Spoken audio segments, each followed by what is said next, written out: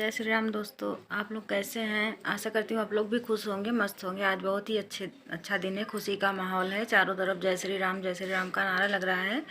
आज हमारे यहाँ सब लोग जय श्री राम का नारा लगा रहे हैं। चारों तरफ श्री राम जी का नारा लग रहा है। आज हमारे यहाँ श्री राम मंदिर में विराजमान होंगे अयोध्या में। हम लोग भी वहाँ पे जाने वाले हैं दोस्तों।